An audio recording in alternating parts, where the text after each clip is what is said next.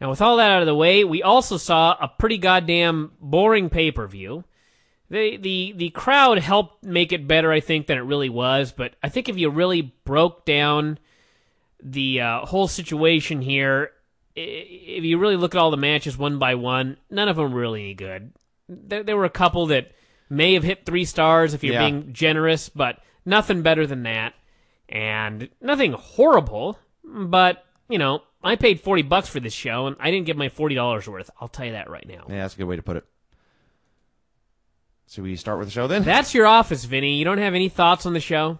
No, I pretty much agree. The best stuff was about 3-ish. Most stuff was in the 2.5 range. The live crowd loved what they got to see, and then it was all capped off by a pretty flat main event. After that moment, if it's snowing too bad out here, you're going to be sleeping out there on the bench, outside the house, not inside. You will not be sleeping in the house. Oh, God.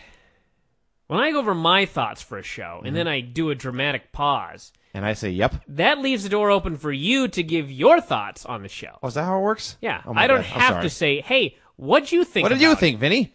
It would help if you did. I say, hey, here's what I think about the show, and then I pause, and then that's your turn. You know what we got to do? We got to make up a sign that you can hold up that just says talk for a while. How about you just use your fucking brain? Well, clearly that's not working. If you were, I'm trying to find a solution. If you were legitimately stupid, this wouldn't bother me so much. Anyway. Flair and Dusty and Slaughter and Farouk faced the Spirit Squad. This was not made clear either coming out or prior to this match, to my knowledge, but it ended up being 4-on-5. I thought one of the Spirit Squad guys was going to be outside, and it appeared he was for a while, and then 2 guys got eliminated and 3 were left.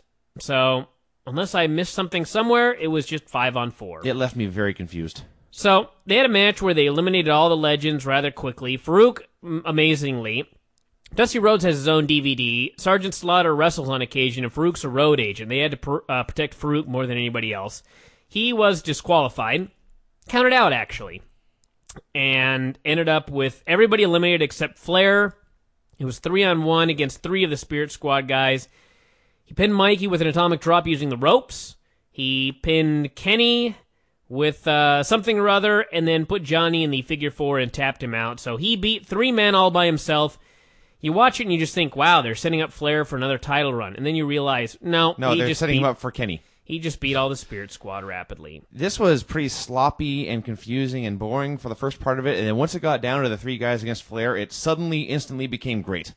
And that's pretty cleanly clear as to why, but at that moment it was just awesome, so I have to give this a thumbs up. So then we had the Benoit Chavo match for the U.S. title. I am entertained by the fact that every week Cole gets on these deals where he has to repeat something for about 4 straight months. First it was SmackDown is changing Friday nights, which I think he's finally, after about a year, dropped. He's got the, he just likes to have fun, this, that, and the other thing. His new one is Chris Benoit took off several months this summer to take a sabbatical and heal up, and now he's back. Never mind the fact that when Chris Benoit originally left, Mark Henry had destroyed him. That was the catalyst for him leaving. The story has now been changed, and it's been repeated incorrectly every single week on TV. Why? I don't know. So anyway, they had a match. It was a good match. For some reason, they only got a few minutes, and I think the reason was they had all these multi-man matches, and every man had to be introduced separately, so I think probably 40 minutes of the show consisted of entrances by the time all was said and done. But for the amount of time they had a good match, probably 3 stars. Good stuff. Benoit rolled through on a cradle attempt and got the crossface on for the submission. The storyline was that Vicky got bumped, just like that. Just like that. Just like we got bumped. She got bumped, and Chavo didn't care, but Benoit did. And Benoit ended up almost pinned as a result, but he ended up getting the submission anyway. So this feud must continue. That's how this goes. I was surprised that Benoit lost, but what the hell? Probably doesn't matter who the belt's on anyway. Yeah, they're feuding for more anyway, so who cares? Who cares who wins? But yeah, probably the best match on the show. And not much else to say about it. It was Benoit and Chavo. All Benoit ever does is have good matches. You're a fountain of insight this evening. I'm not doing very well. Lita did an interview wearing her Luchagors t-shirt, which is her band. They asked her if she had reconsidered retirement. She said no. She said these fans in Philly were the worst of all. And in a way, by the time all was said and done, she made a comment after she lost as well that there's no better crowd to retire in front of. Actually, what did she say? I cannot think of a better crowd to leave in front of. And during the match, they broke out all of the old vintage chants. She's a crack whore. Yep. She's got herpes. The whole 9 yards. And to me, it was almost sort of a hug and a kiss. It really came full circle because the first time I ever saw Lita was actually in ECW, and she was with Danny Doring, and the fans were chanting these awful, horrible things at her. And then, of course, things changed, but God bless her, she's back in Philly, and they're chanting the same things again. It was a respectful sort of disrespect. It was. Like, we are going to boo you because that is our job, but we remember you're our crack whore. You are our crack whore, that's right. We're going to miss telling you about your STDs. That's right. So, they had a match, tons of near falls at the end. It was pretty damn good, all things considered. Maybe 2.5 stars, 2.25, which somewhere on this show is pretty damn good. Somewhere in that little range right there. But Mickey finally DDT'd her and got the pin clean. She immediately left weeping, leaving Lita in the ring all by herself. And out came Crime Time with a box of Lita's goodies, including yeast infection cream and a dildo, in fact, a number of other things.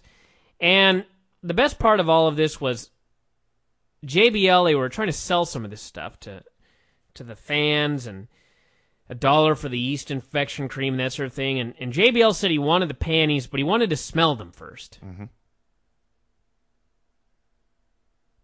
Did they not just give away her yeast infection cream? Don't look at me. That was the grossest moment in wrestling history right there. I just want to know why they used JBL instead of Lawler. Lawler would have seemed like a natural fit for this. Well, JBL was doing commentary. Well, Lawler was... Actually, no, he wasn't. No, yeah. Lawler. Probably Lawler wouldn't lower himself. That may be it. Lawler said, "This, I will not stoop to these depths." Lawler was getting in every joke he had left about Lita while he actually mentioned, yeah, she's going to be gone in a few minutes. I better get the rest of these out of the way. Yep. And there were some distressing ones, in fact. And anyway, after they sold all her stuff, this went on too long, by the way. The Crime Time thing, it started off funny, and then 47 minutes later, I was done with it. And really, the only question was, and it was asked by me and Sean, I just thought it, and then Sean actually said it a couple seconds later, but where was Edge? I don't know. Where the fuck was her boyfriend in her time of need?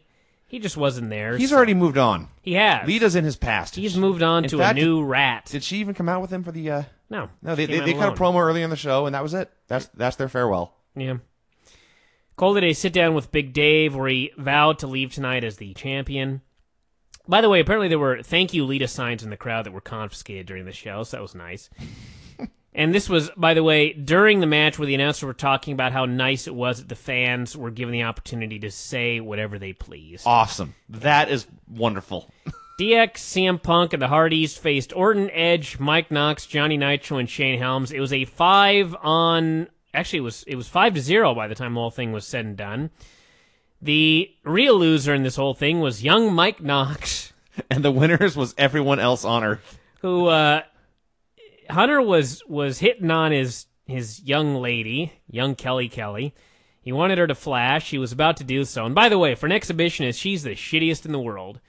When you ask an exhibitionist to flash, it should not take a long time. Yeah. She should know exactly what she's doing. Kelly couldn't find her bra strap. She was just clueless. So Mike Knox ended up shoving Hunter. Sean immediately super kicked and pinned him. And then it got great. Then asked, "Who was that?" And Hunter said, "It's a guy from ECW." That was the end of Mike Knox. And Sean asked, "Is he in the match?"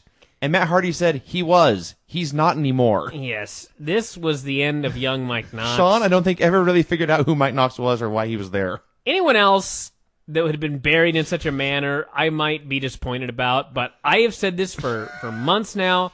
Mike Knox brings literally nothing to the table except a large skeleton. That's it. I will say this.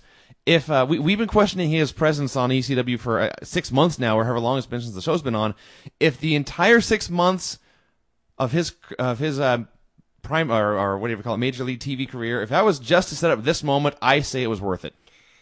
This was awesome. If you say so. Anyway, like I said, the good guys killed everybody, and it appears they're setting up the Hardys versus Edge and Orton for the tag titles at the ECW pay-per-view, which makes sense. They need a team for the Hardys to try and sell some buys, and Edge and Orton are the Well, they need an undercard as well. top two teams. They do need an undercard, but the other story of the match was how over CM Punk was here in Philadelphia, and one of two things is going to happen. He was very, very popular. The fans chanted his name. Hunter asked him to start their little speech at the beginning, and he said, what did he say? I already forgot. How does the whole thing start? He said, "Are you ready? Are you ready? Philadelphia, are you ready?" Philadelphia, are you ready? That's right. So one of two things is going to happen. Either A, the company is going to see how popular this man is, and they are going to push him very hard. Mm-hmm. Or B, they are going to kill him. They're going to crush him from this point forward. And believe me, kids, it's one or the other. It's like a game. It is like a weird little game. Our weekly, what the hell will WWE do next? Yeah. And it's one or the other. If I was going to guess, my thinking is, since he is on, for the time being, ECW, and since Hunter does not care about ECW, they'll go ahead and push him. All right. Well, we will find out very soon at the Elimination Chamber, because he is in there. And he may not win. He won't win. Yeah. Bobby Lashley is your new ECW champion. If he's not, I'll do a dance. I'm just going to start. By the time this whole thing's done, at one time you were a man of your word. Now I'm just a liar. You are Brian False Advertising Alvarez. Now, let me explain this to everybody. Let me explain how my word works, okay? I am a man of my word. Okay. But with that said, anything that involves singing or dancing, I am not a man of my word. Ah. You will not... So there's a loophole. Anytime I say that I will do a dance or that I will sing a song, I guarantee you it ain't happening anytime soon. It will never happen. So with that out of the way, I will do a dance, though, if CM Punk wins the title. And sing a song. I'll do both. On YouTube. Yep. Wow. That's amazing. It made me an Easter egg on the DVD, too, in fact. Of course. Keep looking for it, everybody. Go on. What else happened? Everyone. No, you were starting to say something. I don't know what it was. Everyone got an elimination because DX got a pin and the Hardys got a pin and CM Punk got his Anaconda Vice. So everyone, the crowd wanted to see all the babyfaces win, and goddamn it, that's what they got. So everyone was happy. Mr. Kennedy faced The Undertaker in a first blood match. This was wacky. First off, they had MVP say that he was going to watch Kennedy's back. He was going to be his dog. So they started to have the match. Undertaker just beat the hell out of him all over the place. And Kennedy got the heat for a while. And so Undertaker, at one point, Undertaker sent Kennedy packing, and Kennedy ended up outside, and he was bleeding internally. He was vomiting blood. But the ref didn't see it. So MVP ran down with a towel and cleaned off all the blood so that he would not lose. So then he put his arm around him and said, "Let's go to the back. You don't have to do this, blah, blah, blah." And then suddenly he turned around and threw him back into the ring. He turned on him. Mm-hmm. Please explain this to me. Because 2 or 3 weeks ago, Kennedy threw him. I understand why he turned on him. Okay. If he hates Mr. Kennedy so much, why didn't he just let him lose the match via blood loss? I don't know. So he saves him from losing and then throws him in so he'll lose. We'll just pretend none of that happened right there.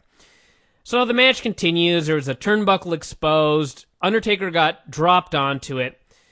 And the greatest moment in history occurred. Undertaker gets dropped down on this buckle. He falls to the mat. His thumb and his forefinger are squeezed together. He begins moving them back and forth on his forehead with his head down. Yep. The referee's right in there, and The Undertaker comes up with no blood. Yes, you noticed that too. It was a worked blading. He teased gigging. He fooled us. He did. He was like, "I'm going to bleed here. I'm going to blade." And then he wasn't actually blading. No blood. Yes.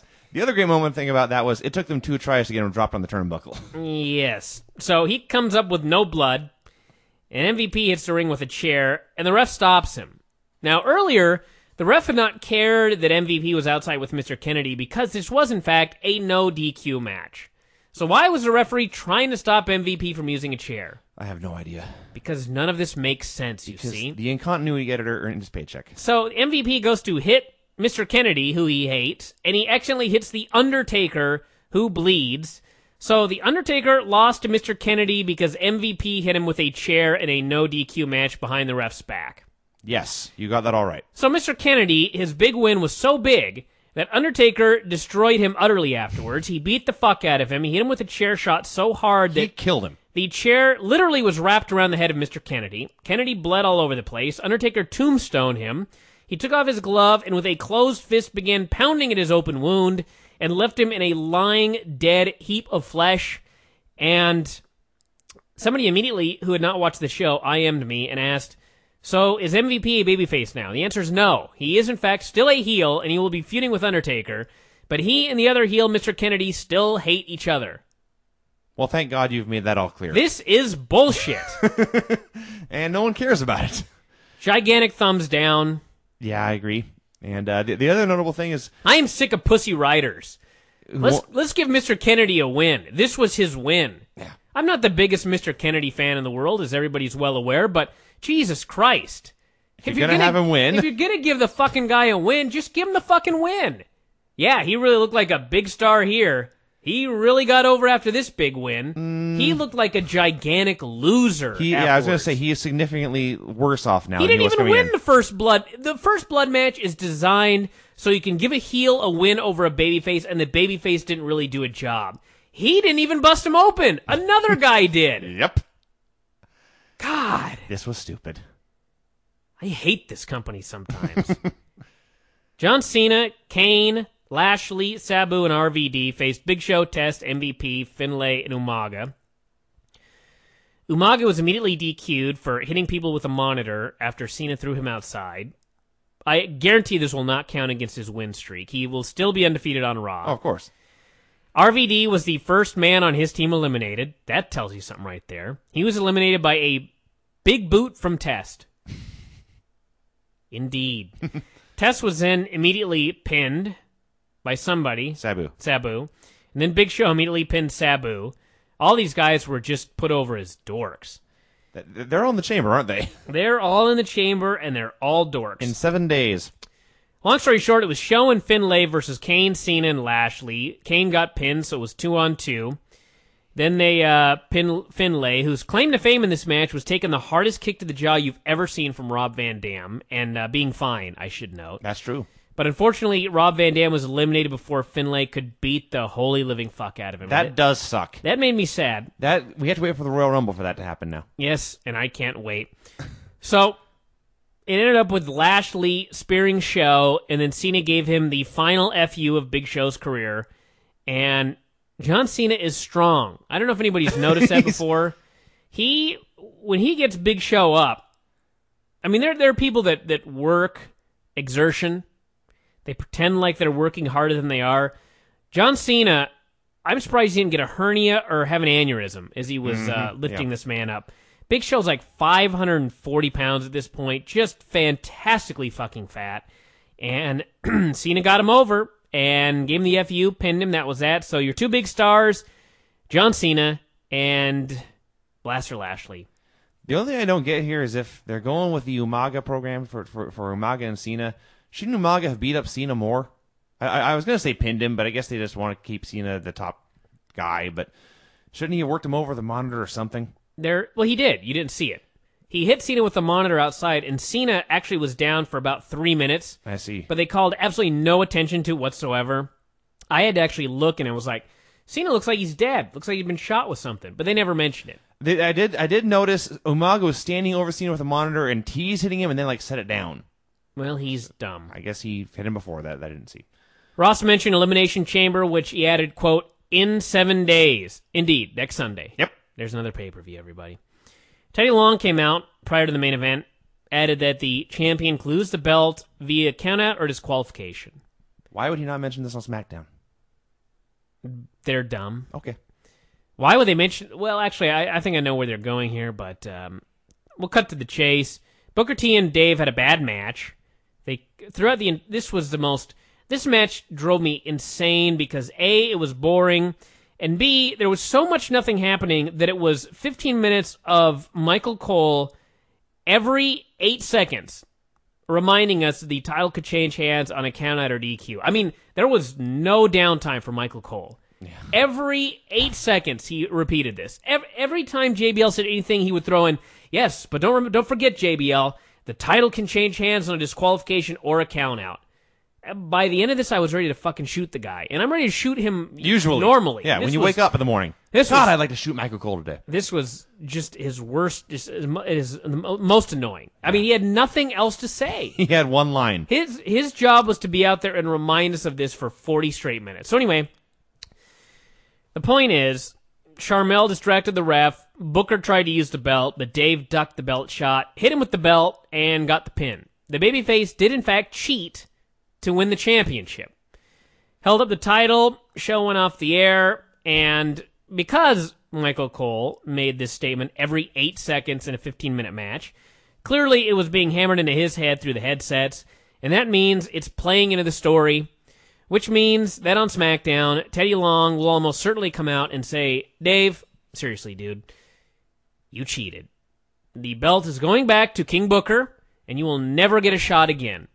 Which means Dave is going to have to win the Rumble now, win the Royal Rumble to get his shot, and this fucking feud is going to last till Mania. That we have seen on approximately 7 of the 8 pay-per-views that SmackDown has run this year is going to continue through WrestleMania.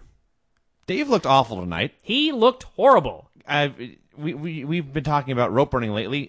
Don't watch Dave, everyone. Dave Bautista can't run the ropes anymore. No. He can't hit the ropes. He can't hit the corners. He just sucks. And you know, we mentioned before, these guys, for various reasons, do not work well together. They have bad chemistry, very bad chemistry. And on the other hand, when it was over, your choices, and I guess the program's continuing anyway, but your choices for world champion are King Booker, who is a clown, or Dave Bautista, who sucks. But I would rather have the clown. Yeah, the crowd didn't care about this at all. At one point, I'm not sure, I could be mistaken because it was weak, but I believe I heard a cancel SmackDown chant. Is that what it was? I think it was. It was something SmackDown. I believe it was canceled. Like, I can't be sure.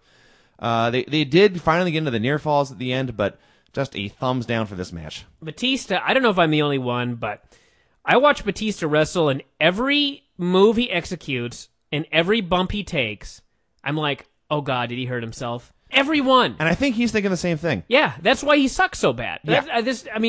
Without question, I can tell you, he is as gun-shy as any man has ever been. When he tore his tricep for like either the second or third time. The third time, I think. Well, I don't know. No, shut up for a second. When he tore it for either the second or third time, they told him, if you tear it again, your career's over. And then he did tear it again. I see. And it was repaired, and his career has continued. However, he is not even on borrowed time. He is past when the doctors told him this is one tear too many. Yep. Del Wilkes is done because he had that final muscle tear. And Batista knows this. He is horribly gun-shy, and I hate to say this. I know this sounds horrible, but I will really do a dance if Dave Bautista does not tear another muscle by WrestleMania. Ooh. And I may actually legitimately do the dance this time if I'm wrong. Because I'm so confident, because if I learn one thing as a wrestler for God knows how many years it has been, and I want to mention this about being a wrestler too. I like how, and people have said this about me. I took like 2 years off or something like that, and I've returned for matches here and there. Mm-hmm. And I think it may have been the NRW website or something like that. Somebody mentioned that I was like a 8-year veteran or something like that. Counting the 2 years you took Sure. off. Like, strangely enough, I could have taken off 10 years and come back, and I would have been like a 16-year veteran. Yeah, you could have had one match in 1996 and then come back this year as a 10-year vet. Yeah. Yeah. It's amazing how that works. And believe me, I'm not going to mention any names, but there's an individual who had about, I don't know, 8 matches several years back and took a several-year span off and had another match recently and has determined that he is a 5 or 6 year veteran. You have to tell me who that is later. But anyway, the point of this is, after all these years of wrestling, the one thing I learned was that when you get hurt because of something dumb. You get hurt because you were trying not to get hurt. Yeah. That's what it is. When you go out there and you just fucking throw yourself in the air and do wacky flips and go all out, you are far less likely to get hurt than that match where you go out there and you're like, I'm going to be very, very safe here. and I'm going to be very, very careful, and I'm not going to get hurt. That's when you get hurt. That and just dumb, stupid bullshit, like the stupidest bump. Or Tim Flowers once picked me up, just like fireman's carrier, or I was over his shoulder or something like that, and he just was going to drop me face first on the buckle, the easiest thing in the world. And I landed and my leg was straight, and I jammed my knee like a motherfucker. And it was so dumb. Yeah. It was the dumbest thing, and that's how you get hurt. And Big Dave is so gun-shy that I can almost guarantee by WrestleMania he will have just blown something else out. They say that about all sports, actually. The biggest fear when guys come back from injury is that they're going to be going half speed and get hurt again. It takes a long time to get over that hurdle. And Big Dave ain't ever getting over it. Big Dave may never get over it. So, yep. You also hurt yourself once, and I'll bring this up just because it was totally not my fault, but you hit me with a seated drop kick. I did. I did. And you landed on your shoulder. I was going to do it's the seated drop kick. It's where all you do is take a flat back bump. Yes. And put your feet by the guy's head. That's right. all it is. Yeah. You run and you just take a bump. Yeah. And like in the middle of the move, when I do a normal drop kick, I don't land flat on my back. I do a drop kick and I turn over. Right, you rotate. Yeah. Well, in the middle of doing this heated drop kick, I thought, oh, I better rotate. And I rotated right onto my fucking shoulder and separated my shoulder. Yeah, that sucks. The world's stupidest fucking bullshit. That's how you get hurt, kids. And that's what's going to happen, unfortunately, to Big Dave. But that was a bad match. It was indeed a bad match. And on SmackDown, everyone's going to get fucked.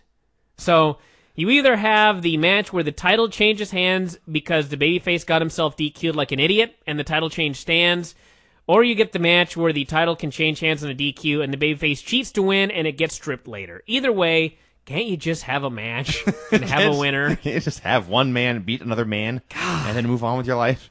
So anyway, and really, when you actually think about it, they wouldn't have even needed to have the stipulations. Teddy Long could have just came out anyway and said, Dave, you got yourself DQ'd, buddy.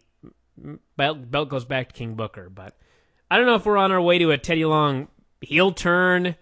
God, the heel GM manager sucks. The whole angle is it was. It's been dead for years. It is a Vince Russo deal because it's straight out of 1998, and they think it'll still work. And maybe it will. I don't know. Maybe Teddy Long can be a great heel GM. We've never really. I don't think he's ever been a heel GM, so we don't know, but at least it would be something different on SmackDown, so we'll see where it all goes, but overall, a thumbs in the middle pay-per-view. I've seen significantly worse. Yeah. I've seen significantly better.